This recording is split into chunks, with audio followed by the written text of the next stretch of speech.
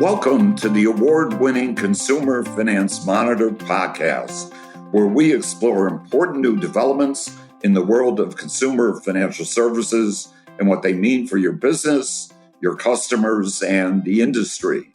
This is a weekly show brought to you by the Consumer Financial Services Group at the Ballard Spahr Law Firm. And I'm your host, Alan Kaplinski, the former practice group leader for 25 years and now senior counsel of the Consumer Financial Services Group at Ballard Spahr. And I'll be moderating today's program. For those of you who want even more information, don't forget about our blog, consumerfinancemonitor.com. Yes, it goes by the same name as our weekly podcast show.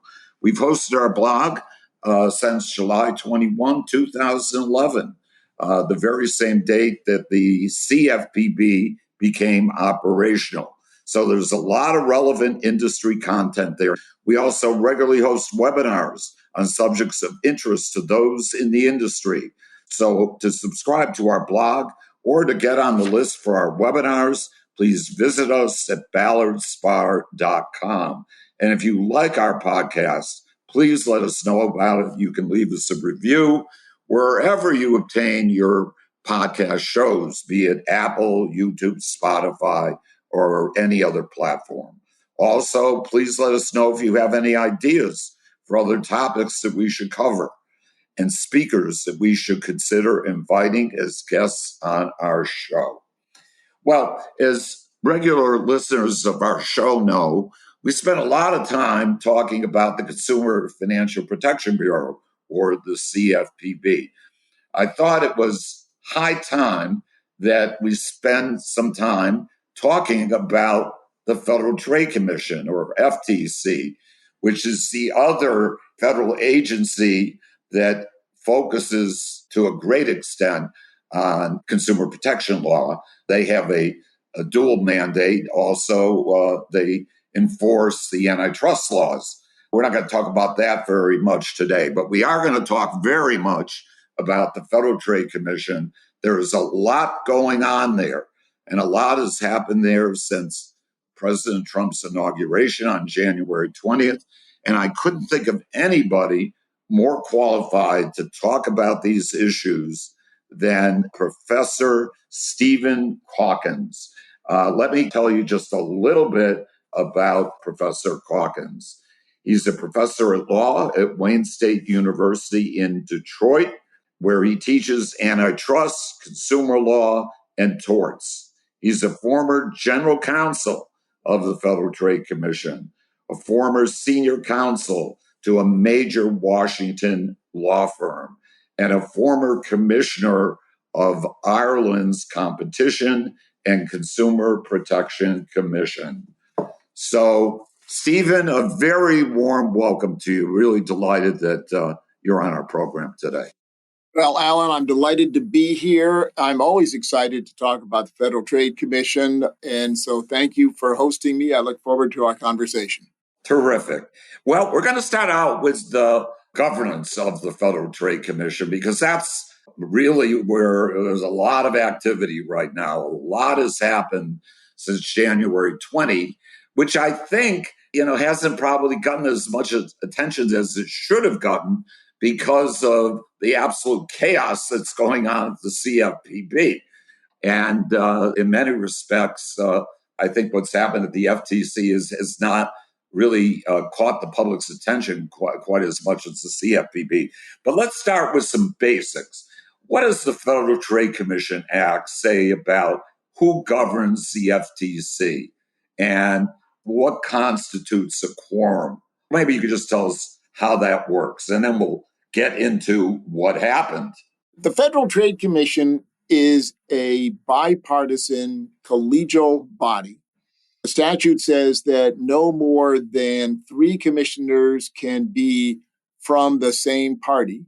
And although there have been the occasional independent commissioner who's technically not of the president's party, if you will, the typical pattern is that during a Democratic president, you'd see for most of the time 3 Democratic commissioners and 2 Republicans. assuming no vacancies. And during a Republican presidency, it would go the other way. The commission operates as a collegial body by majority vote. And sometimes that breaks down along party lines. That's been more common of late than it used to be. But even now, there are still some times that people vote differently, even though they're in the same party. Actions need a majority vote, and the commission proceeds in a bipartisan fashion. And it is referred to as an independent agency. And that means it is not directly responsible to the president. It has the sense that it is an independent body. It thinks of itself as an independent body, or it traditionally has, and tries to enforce the law, give guidance, and perform its massive number of activities in a bipartisan way. And does the Federal Trade Commission Act specify the types of things that need to be approved at the commission level? Does it specify, or is it just a general statement that they manage the commission? I think it's more a matter of rules, but there's most things are not controversial. When the commission votes out a complaint, that's a commission decision. On the other hand, when a brief is filed, that's usually, I used to file them as a general counsel, and you didn't get a vote for that kind of thing for a typical brief in a lawsuit. On the other hand, when there is an amicus brief, which is a statement of policy, for that you need a majority vote. Issuing a rule, again, a majority vote. Most of the major actions require a majority vote, but there's lots of litigating that goes on at the staff level and doesn't directly involve the commissioners as a collegial body. Does the statute say anything about what constitutes a quorum? A quorum is addressed in the rules, which the current rule simply says it's a majority of the commissioners in office constitute a quorum, whatever that means. Yeah, whatever that means. I can't resist telling you that the question of a tiny number of commissioners came up, 12 years ago or so, and I literally have an article entitled, "Can There Be a Quorum of One?" Because you can debate, can one commissioner be a majority? There's a good argument that one commissioner cannot, and this matters because there's right now a matter at the FTC in which there is only one commissioner who is not recused. So it's a real live issue. It's a real live issue. Yeah. That's interesting. Out of curiosity, is it an enforcement matter, or what does it relate to? Oh, this is an amazing one. This is an adjudication before an administrative law judge, major lawsuit against the pharmacy benefit managers, and the staff and the defendants want an extension of time. And the problem was originally that there were no commissioners, and under the rules, it had to go to the commission. And there were no commissioners to vote on that because 2 had been fired and 2 were recused. And so under a really obscure rule, it was referred to the General Counsel, who was allowed to enter an extension of time postponing things. But they had to go through that, jumping through the hoops in order to postpone things. Now, the chairman, having thought about this for a while, has decided to unrecuse himself.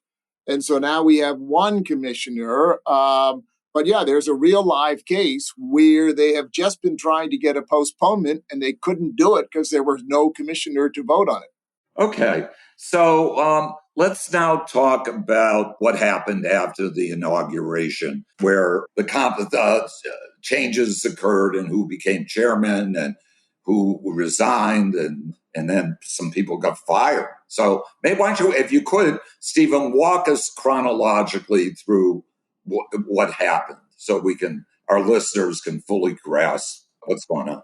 Okay. Back in 2024, there were 3 Democratic commissioners and 2 Republicans were nominated and confirmed by the Senate. And it happened that Rebecca Slaughter, a Democratic commissioner, her term had expired and she was renominated. And so it came to pass in 2024 that there was a vote in the Senate to confirm all three commissioners, two Republicans, one Democrat, and then we had a commission of five with three Democrats and two Republicans, and they functioned, and it continued that way literally until January 20.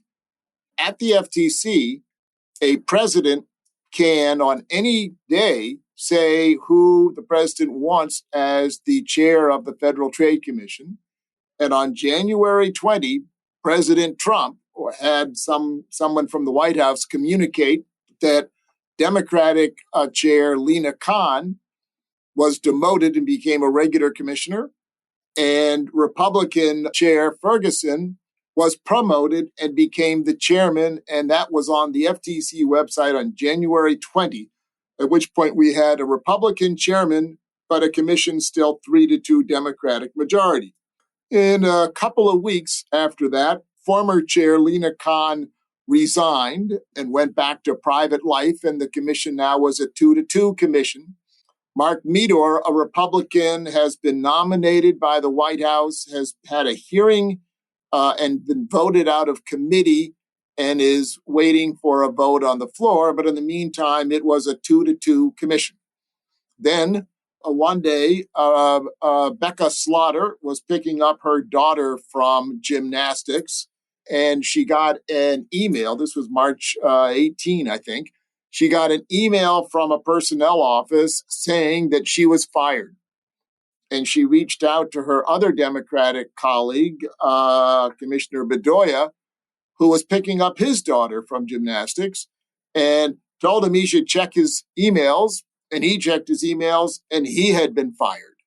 And so we then had both Democratic commissioners fired in direct violation of the FTC statute.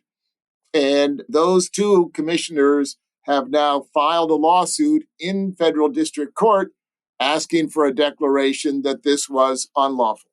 Okay. And the lawsuit, I think, got filed, about 10 days or so after the firings.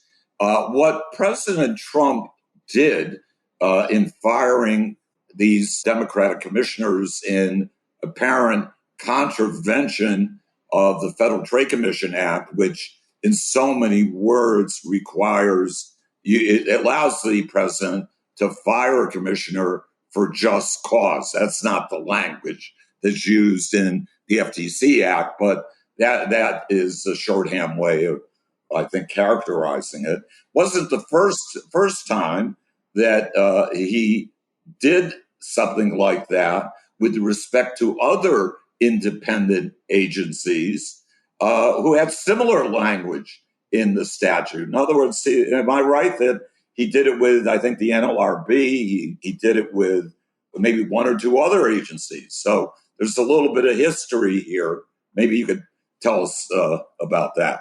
Well, yes, the two most important other firings would be Kathy Davis, a member of the Merit Systems Protection Board, and Gwynne Wilcox, a member of the National Labor Relations Board.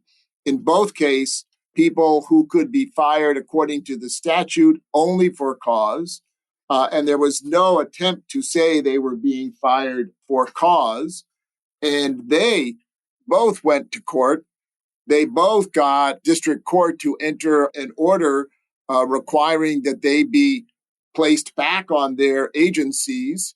That was appealed by the Trump administration, and the Trump administration took it to the D.C. Circuit, and by a 2-1 vote, the D.C. Circuit stayed those orders. So although they won at the district court level, the district court's order has not gone into effect, and now that matter will percolate up through a regular appeal to the D.C. Circuit. So the D.C. Circuit already has a case before it that is raising very similar issues to those that will be raised when the Federal Trade Commission case ends up before the D.C. Circuit, as it surely will.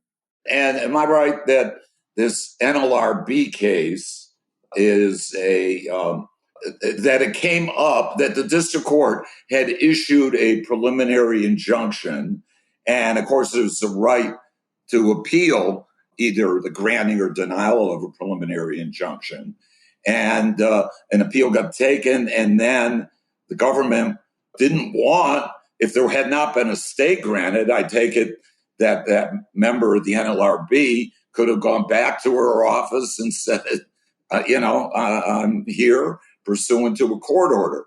So the government wanted to get that district court order put on ice pending the outcome of the appeal. I think the unfortunate thing for the NLRB, and it may be for the FTC as well, I don't know, but the unfortunate thing is they drew a panel of two Republicans. I don't know if they were appointed by Trump or not, but two Republicans and one Democrat. And am I right? And it was I think a 2-1 vote issuing the stay order. You're correct. It might have been a permanent injunction, not a preliminary injunction, but you're correct on the panel. It was two Republicans, one Democratic, and indeed the strongest pro-Trump opinion was by Judge Walker, who was a Trump appointment to the D.C. Circuit. The other Republican was not. I was astounded at the length of the opinion. I mean, ordinarily, somebody is seeking a stay. I think a lot of times the courts don't even issue an opinion. They just issue an order. But they went out of their way to write a very lengthy opinion dealing with a case that he'll tell our audience about in a moment, the Humphreys executor opinion from the Supreme Court, I think in 1935. It goes back a long ways. I found that peculiar. It almost looked like they had prepared in advance for the fact that they were going to get assigned the case and started writing the opinion. I mean, I just couldn't believe that work was done as rapidly as it was done. But who knows? Maybe they pulled a lot of all-nighters. I don't know. What do you think? It's too bad that we are not doing this with a video, because I could hold up the opinions. That it's two concurring opinions and one dissenting ones. And yes, they go on and on and on. On the other hand, I am regularly impressed with how much writing judges can do under incredible time pressure. We just have some immensely talented people on the judiciary with some immensely talented law clerks, and they can really do a lot of careful analysis, sometimes wrong, sometimes right. But the judiciary in general in America is a pretty impressive operation. Yeah, I agree with that. All right, tell us about there are two important cases that I think we've got to tell our audience about. One is the Humphreys executor opinion of, I think, 1935. I may be a couple of years off. 30, yeah, I'm right. And then Seal of Law, which was a case involving the CFPB. And the issue there you only have one director, but the issue there was whether or not that one director could be fired without cause by the president. And I think, depending upon how the Supreme Court what they ultimately do with Humphrey's executor, or if they're able to distinguish Seal of Law, that's going to determine the outcome of the NLRB case, and it may determine the outcome of the FTC case. So bring us up to date on, or let's go back, I guess, to 1935 and talk about Humphrey's executor. Actually, Alan, if you'll allow me, I think it's easier to understand this by doing Seal of Law first and then Humphreys. Absolutely. Let's do it that way. So Seal of Law was exactly as you said. We had the CFPB with a single director.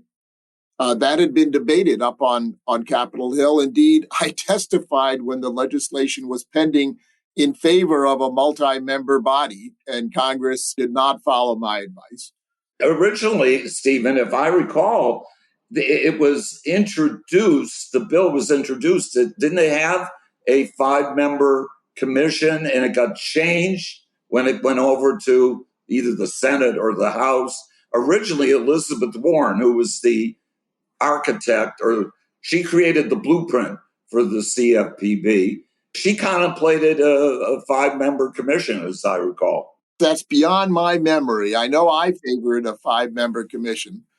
They went with one, but they insulated the director, saying the president can remove the director only for cause, and the director had a 5-year term. And that was then challenged, and it ended up in the Supreme Court.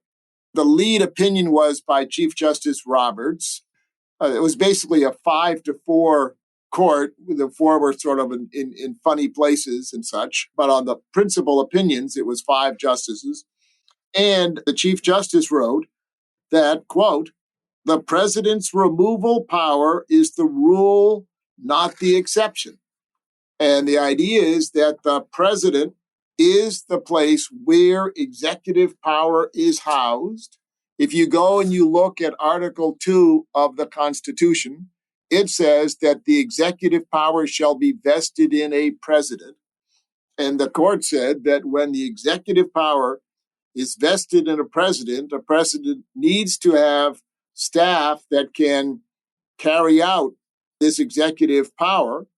And for the president to be able to supervise the staff carrying out executive power, the president has to be able to appoint them, and critically, the president has to be able to remove them. And again, the court wrote that removal power is the rule, not the exception. And so the only question, once that had been resolved, was, were there any exceptions? And the court said that there were 2 exceptions, of which the relevant one is the case that you mentioned, Humphrey's executor.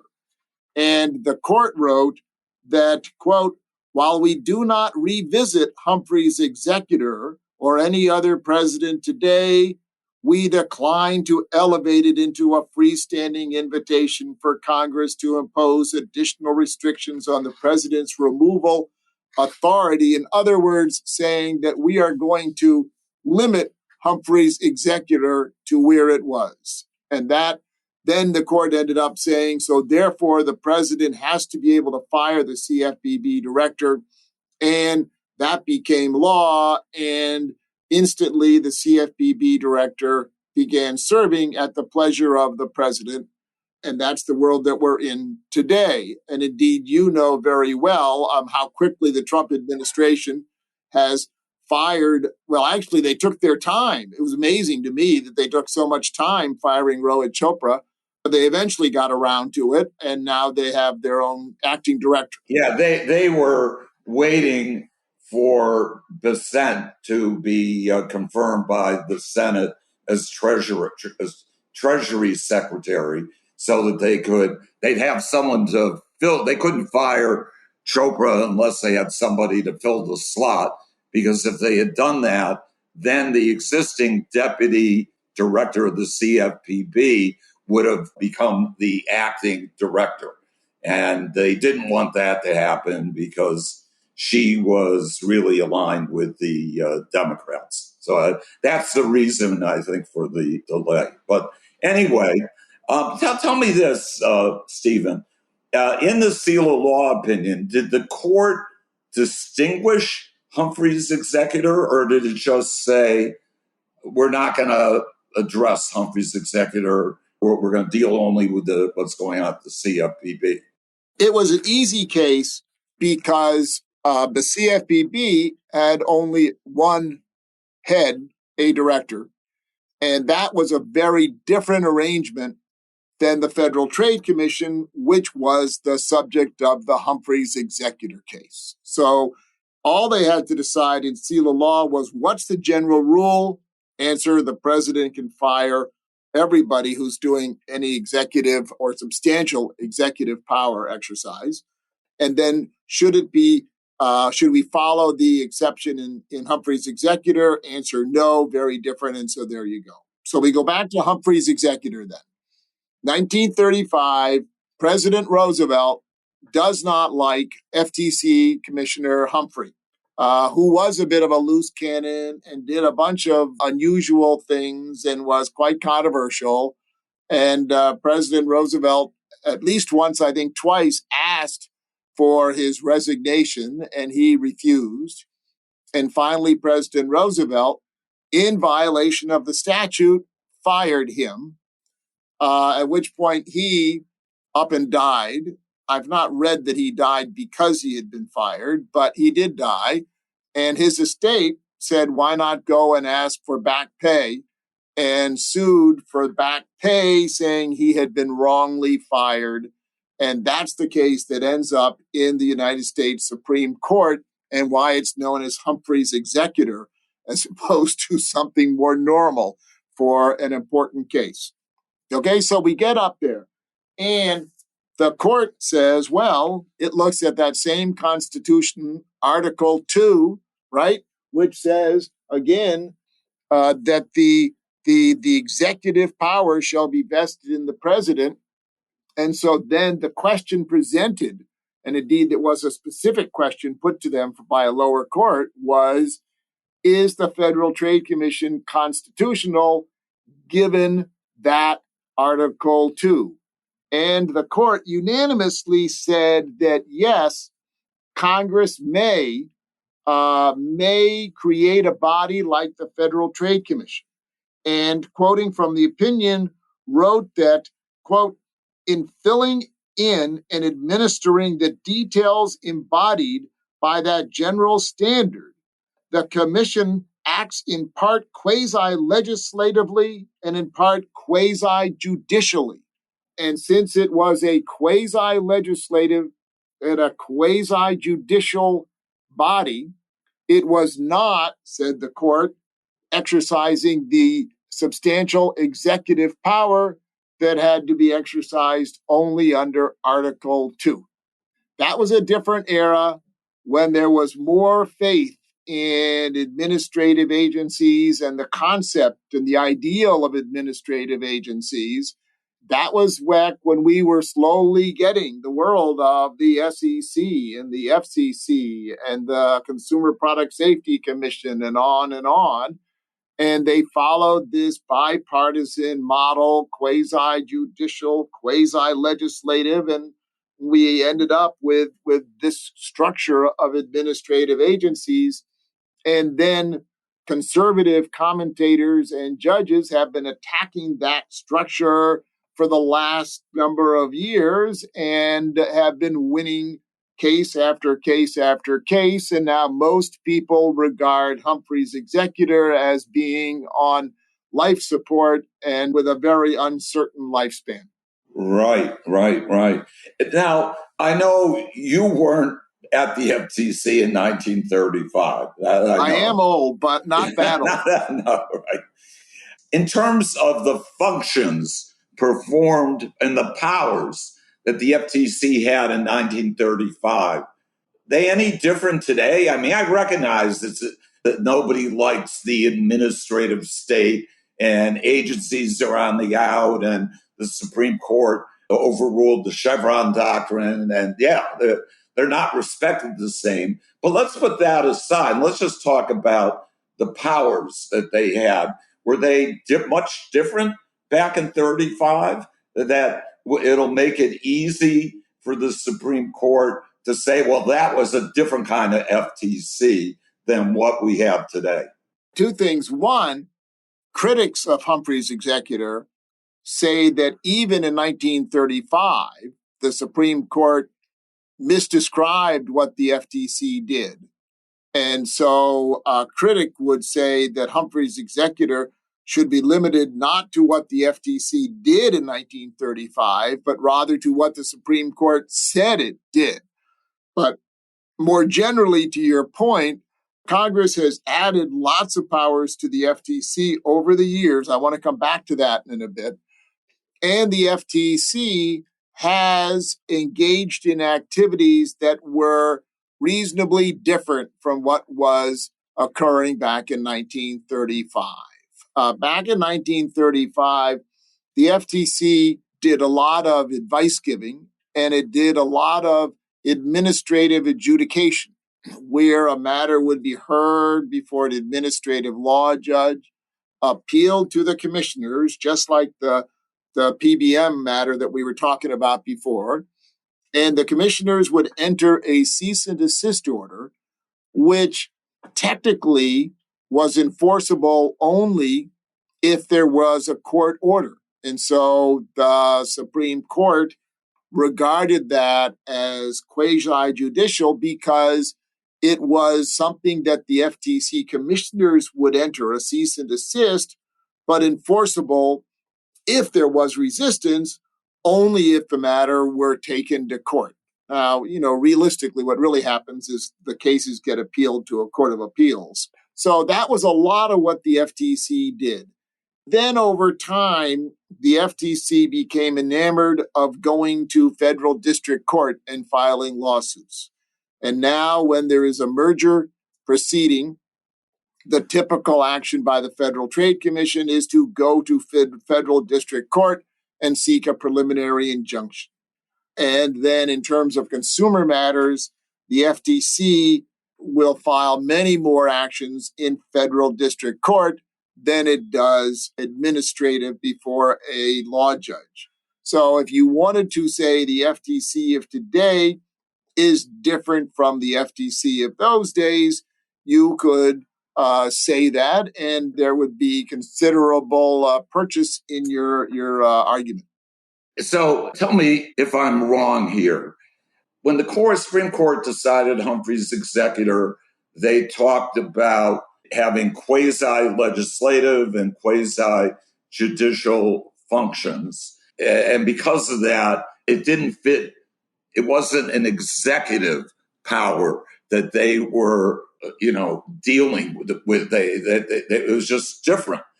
And if that's the case, don't they have more legislative and quasi-legislative and quasi-judicial power today than they had in 1935?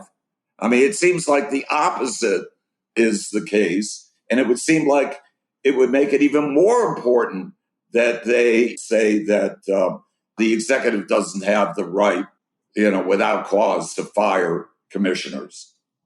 What's wrong with my logic? There's got to be something wrong with it, right? All right, here you go. Let's talk mergers.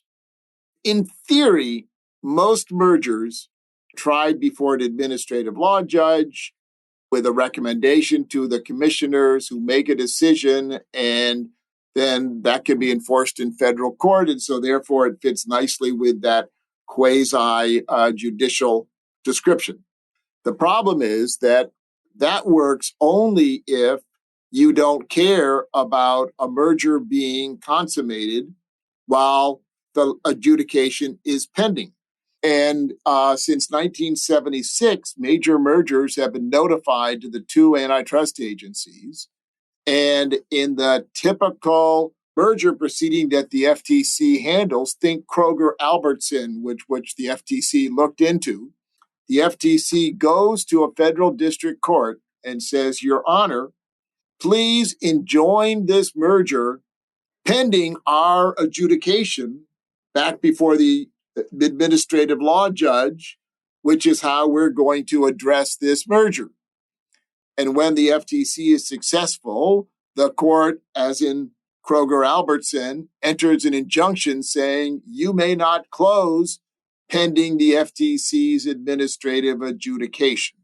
And it's all a beautiful story, except that as a practical matter, the overwhelming majority of mergers, if they get an injunction like that against them, maybe they appeal that to a court of appeals, but in any event, they abandon the merger before the administrative adjudication takes place.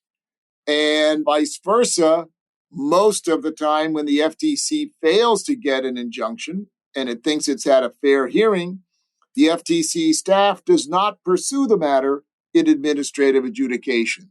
So merger enforcement is overwhelmingly, not exclusively, but overwhelmingly in federal district court.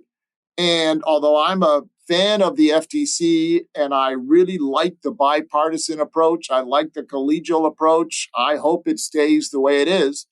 It is not absurd to suggest that both the Justice Department and the FTC in the world of mergers are doing pretty much the same thing, filing actions in federal district court and asking for an injunction. And so a critic of the FTC would say, why should the president be able to fire the head of the antitrust division in the Justice Department and not any of the commissioners when this part of what's going on is not very different between the two agencies? Okay. So, all right. So I take it, if I'm reading you correctly, Stephen, you're concerned that Humphrey's executor is going to get overturned by the Supreme Court, and that with respect to the NLRB and one other agency you mentioned that I'm not quite so familiar with, and the FTC, Trump's action is going to be upheld. Is that where you basically come out? Well, being candid, I'm hoping that the FTC is preserved. So I have a rooting interest in here. And if I put on my a little bit of a rose-colored glasses argument, I could point to a couple of ways that the White House could lose in the end on the FTC case. Yeah, let me hear. Okay, one is you go back to seal of law, and if you keep on reading in the opinion by Chief Justice Roberts, you will find that after the part of the opinion that's joined by four other justices, there comes another part of his opinion joined by two other justices, in which he casually mentions that Congress could solve the CFPB's problem by making it a multi-member body, which would solve the constitutional problem. Well, if he really meant that, that means there are three justices who are thinking that, and the four dissenters from seal of law, which if you count to it, you get to seven, who were at least sort of saying, even if rather casually, that the CFPB could have its constitutional problem solved by Congress making it a multi-member body. And if they really meant that, well, then maybe they're not as hostile as people think to a body like the Federal Trade Commission. So that's point one. Point two is that in the end, this is the Supreme Court. And as friends of mine who do more Supreme Court litigation than I do tell me, the Supreme Court can do anything that five justices want. And so they don't have to proceed in any particular manner. They're allowed to think about things. And what we know is there is a constitutional provision: the executive power shall be vested in the president. And that simply does not answer the question in a definitive way as to whether or not there can be an agency like the Federal Trade Commission. You could easily write an opinion saying that the Federal Trade Commission can be allowed to exist without serving at the will of the president. And I would mention two things there that would give me comfort when I'm thinking about this dream of the FTC being preserved. One is that since 1935, Congress has given the FTC lots of additional powers. It's given it rulemaking authority here, and it's given it the ability to go to court to get remedies there, and it's given it power after power after power. And the FTC has now, you look at the regulations that it can enforce and the rules it's issued and all this. It is a much more robust agency than it was in 1935. And I doubt that Congress would have given all those powers to the FTC had it been thinking that the FTC had a single director who served at the will of the president. Congress might not have been so enamored of giving additional powers basically to the White House. Well, so the Supreme Court really has to ask itself, what do we do when Congress has given an agency all of these powers in reliance upon the 9-0 Humphrey's executor opinion saying the FTC is constitutional. What happens if we now say the FTC is unconstitutional? Is it all a do-over? Can Congress, have a year to go off and reconsider all of those grants of authority? Those are going to be very hard questions, and I know that they will be raised by the lawsuit involving former commissioners Slaughter and Bedoya. So that's one thing. Then next, whatever is written is not just about the FTC or the NLRB or the Merit Systems Protection Board, but it's going to have implications for all of the administrative agencies that are bipartisan collegial bodies. And so the Supreme Court has to be asking itself, golly, do we want to take that massive part of the U.S. government and put it all directly under the thumb of the White House?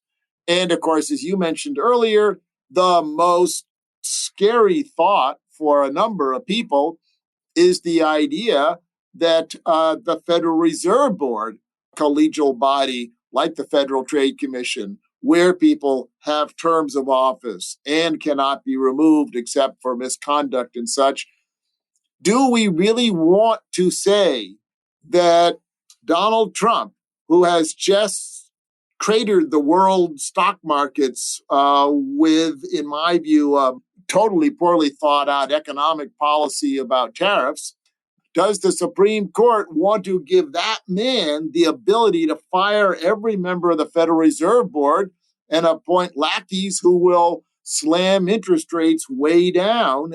And to be honest, the total chaos in Washington surely is going to be giving the justices pause before saying, yes, we want to give Donald Trump even more power, including the power over interest rates. And I'm guessing that they will lose a lot of sleep, but not write a simple opinion saying Humphrey's executor is no longer good law. The president can fire everybody at any one of these agencies. I just don't see that happening. It's too scary a prospect. So I don't know what they will do, but it's not going to be that easy. And they certainly have latitude to come up with what they think is the right answer. Now, you said the first point you made, Stephen, was that Congress could enact a law mandating a bipartisan commission. And how do you distinguish that from what's in the statute right now? It contemplates a bipartisan commission, doesn't it? It says that at least 3 people of the president's party, no more than 3 people that are the same party as the president, can serve on the commission. Why isn't that already in the statute?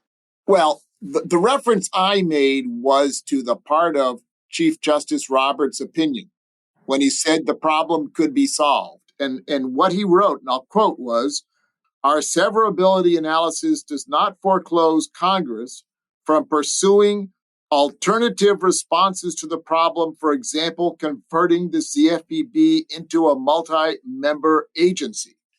So he simply was saying the CFPB's problem could be solved by making it a multi-member agency, which at least hints at the possibility that he might be okay with something, get it, like that. Yeah, I got it. I have to say, when you talk about the bipartisan multi-member, right? Well, no, we'll get to that later. But at some point, I want to talk about what's going to happen if indeed the White House does win this case.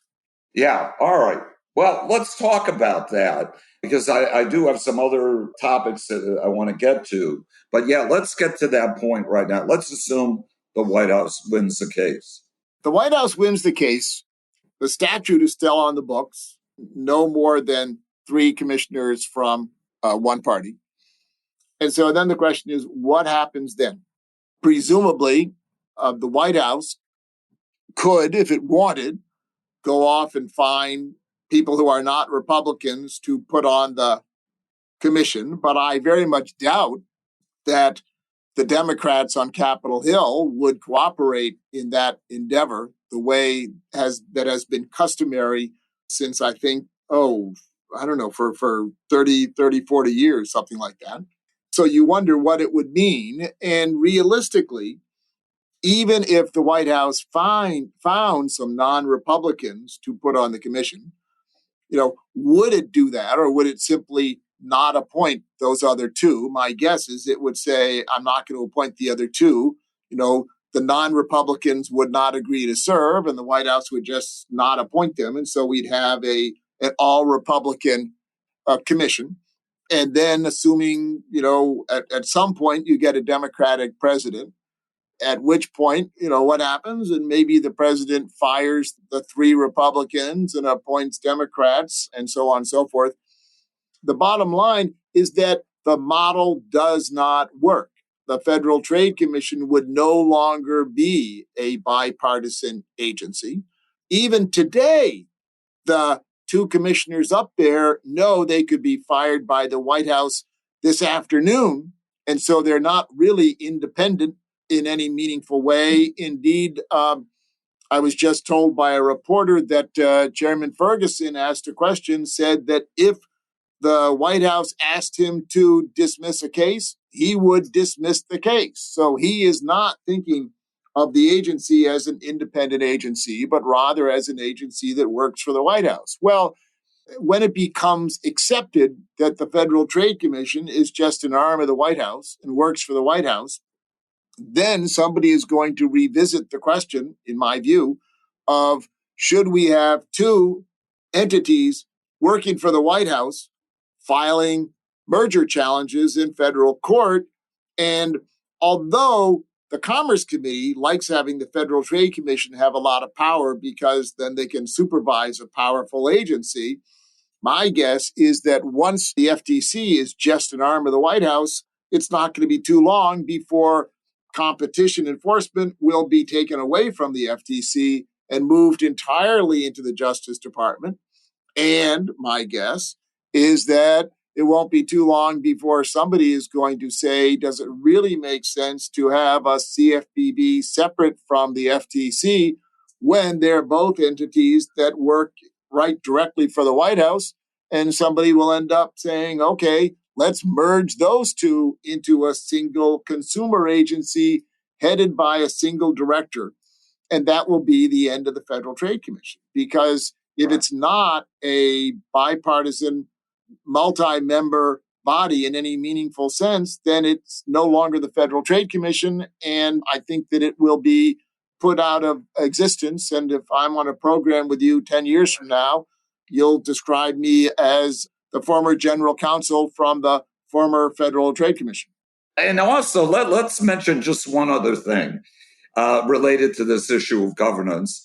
One of the hundreds of executive orders that was issued by President Trump, basically, he mandated I guess you would call is it called the single executive doctrine? But he basically said all of the agencies report to the White House.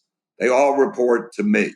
And he didn't make any exception for so-called independent agencies like the FTC or the CFPB. So actually what Ferguson, the response of Ferguson isn't all that surprising. He's just following what the president said in the executive order, right? If he had said something else, Trump would have fired him, probably. You're correct to mention that order, which is inconsistent with the tradition that we've had in the country, clearly saying that an independent agency cannot have its own view of the law. Right. Okay, let's switch in our remaining time, because we don't have a lot of time left, to different rules that were pending at the time of Trump's inauguration. Last year was a very busy year for the FTC, actually last year and the year before, where they promulgated a number of very important rules. We're only going to talk about a few of them here. First of all, the cars rule. This was a very comprehensive rule dealing with mostly with automobile dealerships, both the sales of automobiles and the financing of automobiles. Huge opposition from the automobile dealerships of the country, of course. the NASD, and I think another agency. They sued the FTC or brought a petition in the Fifth Circuit challenging the validity of the rule. And what happened, Stephen? Well, your description is right on the money. It got to the Fifth Circuit, and by a 2-1 vote, the Fifth Circuit vacated the rule, said it had been improperly issued, that the advanced notice of proposed rulemaking had not comported with the requirements. So this was an improper rulemaking under administrative law, and the rule was vacated, and a big win for that part of the auto industry. What did Ferguson and Bedoya, had they voted against the rule? Do you know? Do you remember? If you go back to the notice of proposed rulemaking, that had been voted out by a 4-1 vote, with one Republican supporting the rulemaking and one opposed. And so it was a split. This is one where then Republican Noah Phillips had voted for the rulemaking proceeding, and then Republican Christine Wilson had said, no, this is heavy-handed regulation and a bad thing.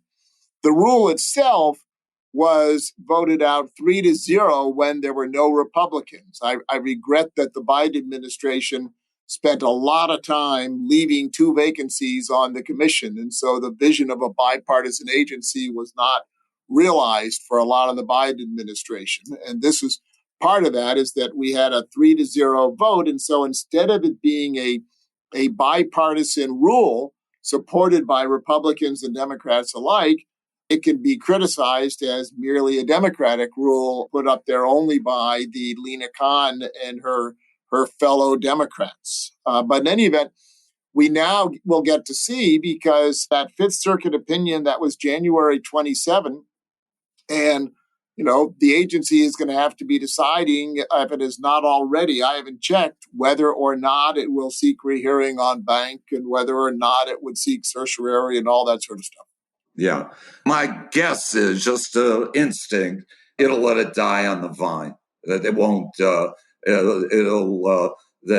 Ferguson and Bedoya will say, they're not going to come out and support that rule. I don't think so. But do you agree? Well, Ferguson has said some things that don't sound like traditional Republicans. Indeed, he was quoted talking off the record at a university event where he said, quote, "I want to be really clear about something. This is not the Bush administration." And then later he said, "This is not the FTC of the 1990s. That would have been my FTC." So it's a little hard to predict. On the other hand, there also was leaked out to the Punch Bowl News his sales pitch for becoming a commissioner. And in his sales pitch to the White House, he said his agenda, the first entry was reverse Lina Khan's anti-business agenda.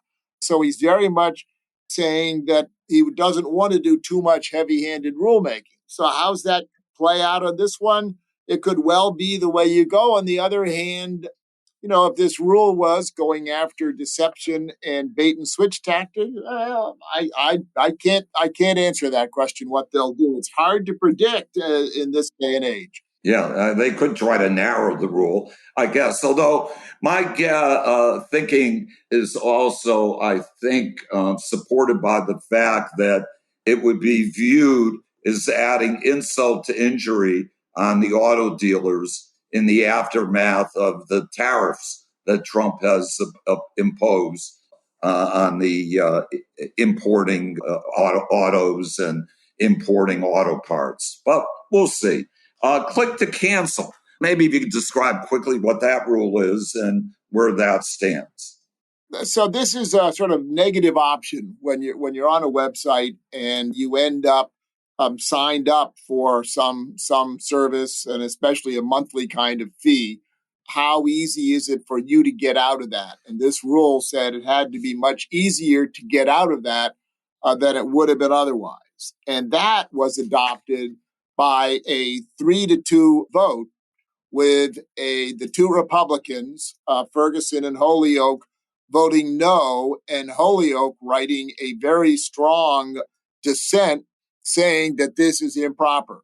So it was fascinating to see that this case has now been challenged in the Eighth Circuit. And an FTC filed a brief only very recently when the commission was a 2-2 commission, but with a Republican chairman and a Republican appointed general counsel. And at least at that time, the FTC brief supported the rule and said the rulemaking was proper. And so to that extent, took issue with what Republican Commissioner Holyoke had said. And so it's a little hard to sort of see where this is going. Now, when it was a 2-2 commission, the commission cannot change its position because it takes a majority to change your position. And remember, it had been adopted 3-2. On the other hand, the Republican General Counsel presumably talked to the Republican chairman about what kind of arguments should be made. And so Chairman Ferguson had a chance to have input into that brief. So it would be very unusual for the FTC at this point to say, well, never mind, we've changed our attitude. And now that we have a Republican majority, we're going to change our position. So here we have the oddity of the Trump FTC defending a rule that the two Trump FTC commissioners voted against when it was issued. Yeah, it's incredible. And am I right? I think there were a whole bunch of lawsuits that got filed, and the multi-district litigation panel, I think, sent them all to the Eighth Circuit, is my recollection. And we're waiting now for an opinion of the Eighth Circuit, I think. Well, there may be some more briefs, but yeah. Yeah. The junk fee rule, that's the rule that basically it's like more of a disclosure rule that would apply to the sale of, let's say you're getting a hotel room and there are all kinds of extra charges that get imposed after the fact. It now requires an upfront disclosure, as I recall. Do you know what's going on with that rule? Well, that's a great story, partly because I think that some of these hotel resort fees are outrageous. And so I'm glad to see some kind of action personally. It came along, and when proposed, it was a very sweeping rule covering a lot of the economy. And massive number of comments and opposition occurred, and it was cut way back. And the Lena Khan Commission, perhaps realizing the importance of bipartisanship, listened to the Republican commissioners and severely narrowed the rule. And in the end, the rule was voted out and supported 4-1, with Republican Commissioner Holyoke voting in favor of the rule, and the only dissent being by Ferguson, then a regular commissioner and not yet the chairman. But he wrote, and I quote, "I dissent only on the ground that the time for rulemaking by the Biden-Harris FTC is over." This was voted out in December of 2024. And his dissent said, "I object because they should not be issuing rules as they head out the door, leaving their successors to enforce the rules and interpret the rules and defend the rules." And so he did not object on the merits. Therefore, I think it's fair to describe this, as the FTC press release did in big letters, as a bipartisan rule. And that really strengthens their case in court. So I'm guessing that this is going to be challenged in court, but it seems pretty clear that the Trump FTC will be defending the rule and defending it as a bipartisan rule that deserves some respect. Okay. And then finally, although it's not really directly related to consumer finance, the non-compete rule, where does that stand? And is that now a dead letter? That one's really fascinating. The FTC statute specifically authorizes consumer protection rulemaking like we've been talking about. It does not specifically authorize competition rulemaking. You can claim power to engage in competition rulemaking only by what I think is fairly described as a stretch and really pushing the language of the act to reach more than it probably was assumed to reach at the time it was written. And the Republican commissioners on the agency have been very clear that they do not think the FTC has competition rulemaking authority, and the non-compete rule is clearly set out as a competition rule and been opposed by the Republicans consistently. So now we have several court challenges to that rule, with perhaps the leading case being Ryan against FTC in the Fifth Circuit. And in that case, the Federal Trade Commission filed a motion, an unopposed motion, to pause the proceeding for 120 days, specifically saying that the commission wants the opportunity to rethink its position on that rule. And so all the sophisticated bettors are assuming that it's just a matter of time before the FTC, under the Republican leadership, figures out the most gracious way for it to kill that rulemaking and to get rid of that rule. It also raises a nice administrative law question, because if you're an administrative agency, as you know, you can't just snap your fingers and say this rule is gone. You have to go through an elaborate procedure to get rid of a rule. And so this is a nice one where you can say, well, can you just snap your fingers and stipulate that the opponents are right and get a court order ending the rule? So there will be some fun in administrative law sort of wrinkles, but as a practical matter, I don't see any hope for the non-compete rule to survive the Trump administration. Right. Let's turn to the area of investigations and enforcement, in particular in the consumer protection area. With the CFPB, they have not hesitated very quickly after Trump came into office to look at the 38 outstanding enforcement lawsuits and immediately get rid of close to a dozen of them, just dismissed them voluntarily with prejudice. FTC done the same thing, or what have they done? Well, that issue has arisen in the FTC more clearly in the competition space, where Chairman Ferguson, back when the commission was 2-2, said that when there becomes a Republican majority, they will go through all of the pending litigations and consider whether the agency is taking the correct position on it. And everybody knows that he's thinking about a bunch of the significant competition cases out there, but also the consumer cases. But of course, he phrased that as when we get a Republican majority.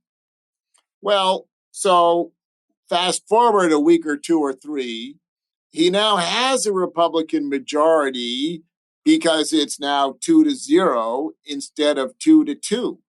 But in my view, he would be well advised not to do anything at this point, because think about it for a minute. If there is any action that's controversial taken by a 2-0 vote, an opponent could say, look, this is an illegal action because there are two missing people who are illegally removed by the White House. And had they been there, it might have been a 2-2 tie vote. And so therefore, I don't view that agency as likely to take any controversial action that's not time sensitive, at least until they get a third commissioner, because then action would be taken by a 3-0 vote and the missing two wouldn't have made any difference. So bottom line is that there will be that kind of review that you're talking about. And maybe it's happening behind the scenes now, but it's not the same kind of thing at all. That, of course, is the joy of having a single director that you can replace and everything changes overnight. The joy of a bipartisan agency is that there's a little more stability. And so we're seeing this play out.